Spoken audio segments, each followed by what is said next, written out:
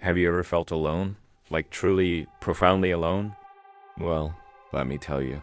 That feeling doesn't even come close to the absolute solitude found in the darkest corners of our universe. Today, we're going on a journey to the loneliest, most desolate places imaginable. Places where light itself seems to die, and the nearest neighbor is millions or even billions of light years away. Forget your earthly worries for a moment, because we're about to explore the ultimate cosmic voids. Let us start with a concept that sounds like it's straight out of science fiction, the Boats of Void. Discovered back in the early 1980s by astronomer Robert Kirshner and his team. This place is often called the Great Nothing, and for good reason. It's a colossal, nearly spherical region of space with an astonishing diameter of about 330 million light years. To put that into perspective, our own Milky Way galaxy is only about 100,000 light years across. You could fit thousands of Milky Ways into the Boat's void. So, what's inside? Almost nothing. When it was first discovered, astronomers could only identify a handful of galaxies in a region where they expected to find thousands. It was like looking at a bustling city map and finding a gigantic, empty park right in the middle. Subsequent, more detailed surveys have found a few more galaxies, maybe around 60 in total, huddled together in a kind of tube or filament running through the center. But that's it. In a space that should be teeming with around 10,000 galaxies, we find just 60. The average distance between galaxies in this void is a staggering 10 million light years.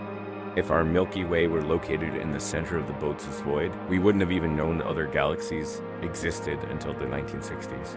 Because the nearest one would be completely invisible to the naked eye and even to early telescopes. It would just be us surrounded by an endless, starless black. How does a place like this even form?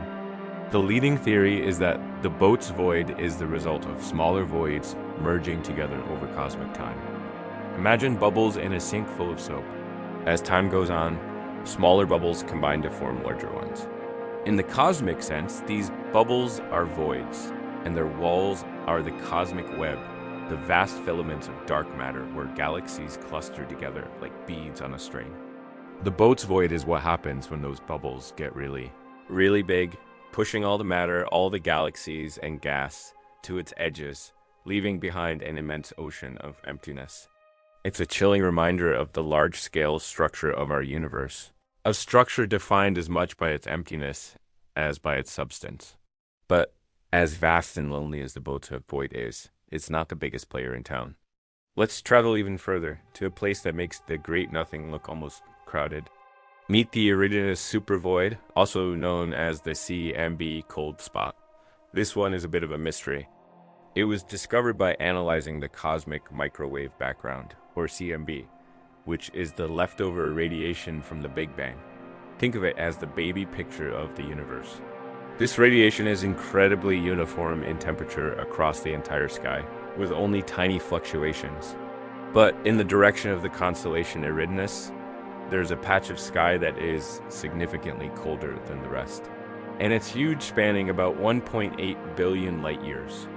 For a long time, astronomers were baffled. What could cause such a massive cold spot? One of the leading explanations is the supervoid, a region of space even more devoid of matter than the Boat's void. According to this theory, the Eridanus supervoid is a massive underdensity of galaxies. Light from the CMB that travels through this void gets stretched out, losing energy in a process called the integrated Sachs-Wolf effect. This makes the light appear colder to our telescopes. Essentially, the lack of matter and dark energy in this region creates a gravitational pothole that the ancient light has to climb out of, and it gets tired in the process. If this theory is correct, the Eridanus supervoid is the largest structure ever discovered in the universe. It is a void of unimaginable scale, containing far less matter, both normal and dark, than any other part of the cosmos.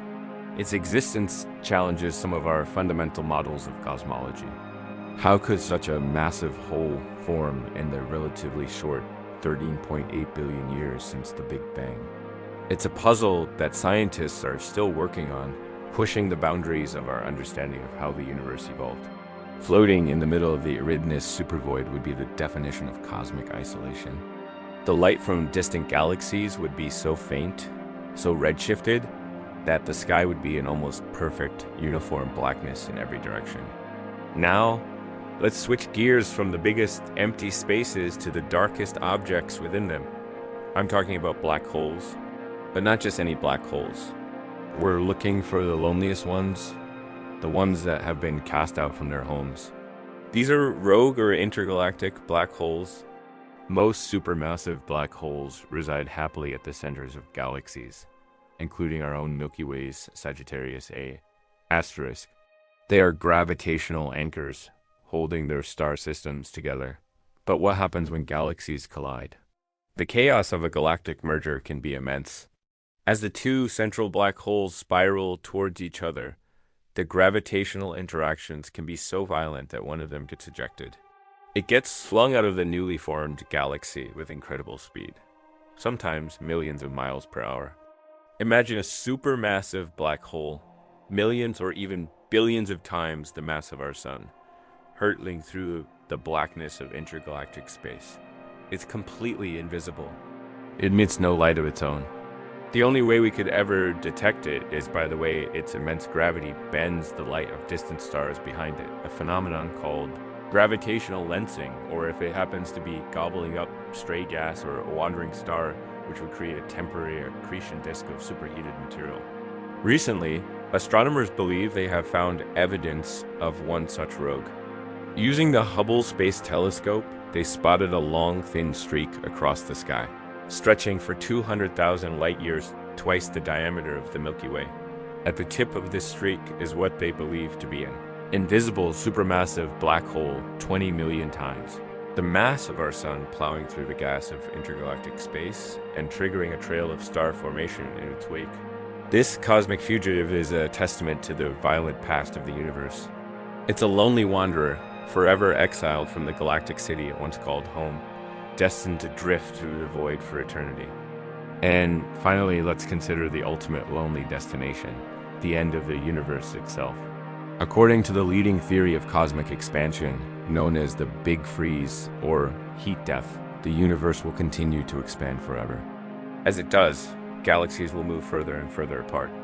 Eventually, they will recede from each other faster than the speed of light. From any one galaxy, all others will disappear over the cosmic horizon. The sky will go dark. Within our own local group of galaxies, which will have merged into one giant galaxy called Milkomede, star formation will eventually cease as all the available gas is used up. The existing stars will one by one burn out, becoming cold, dead white dwarfs, neutron stars, and black holes. The universe will become a dark, cold, and empty place, populated only by these stellar remnants. Over unimaginable timescales, even these remnants will decay. Protons themselves might decay, causing all matter to dissolve into a bath of low-energy particles. The only things left will be black holes, and even they are not eternal. Thanks to Hawking radiation, black holes slowly evaporate over trillions upon trillions of years.